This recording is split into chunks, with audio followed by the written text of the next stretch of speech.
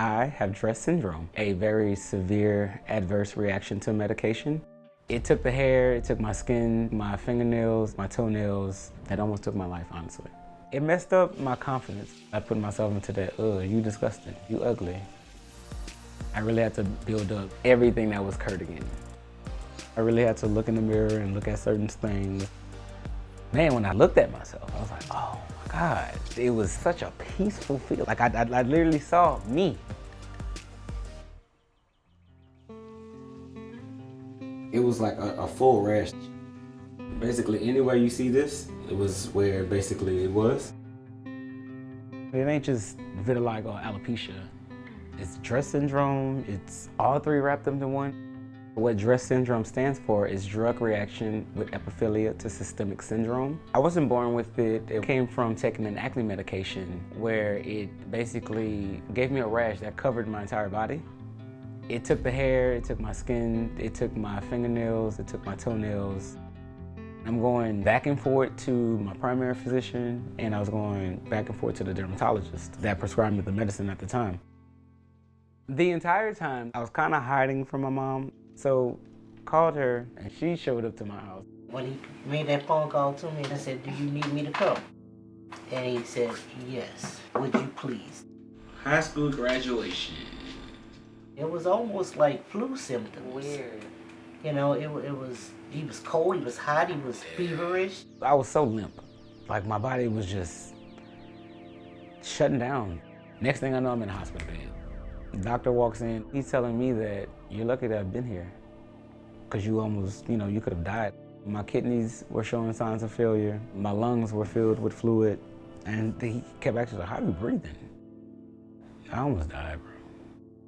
It gives me more of a blessing in itself just to be here and tell my story, because dying, death, me, from an acne medication, this is not even cancer or nothing.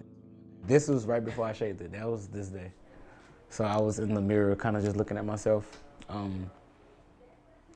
ain't gonna saying my final goodbyes, but that's kind of how I felt. Oh, it feels so bad to talk about my hair, and I don't know why. It bothers me so much.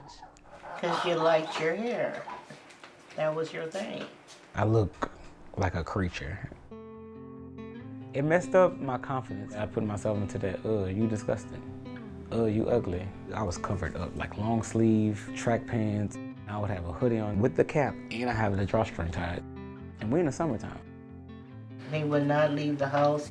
It took about a year or so before he actually surfaced to see that transformation. To see them change from one extreme to the next extreme, and then finally, like a butterfly, to this beauty. I really had to build up everything that was Kirt again. I really had to look in the mirror and look at certain things. Man, when I looked at myself, I was like, oh my God. Like, it was such a peaceful feel. Like, I literally saw me. So later on, I have a photo shoot where I will be working my stuff, the modeling, I guess. To be honest, I don't even consider myself a model. I do stand in front of a camera and I do pose. I don't ever want to portray my vitiligo or my alopecia as something that's just fly by night. I really had to embrace and love and know everything about it.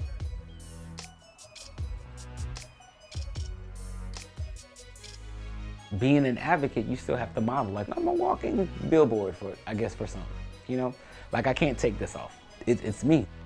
I love everything about me, like everything. It came out great. One thing I would have went back and told myself prior to being diagnosed with D.R.E.S.S, I probably would have told myself that take your time.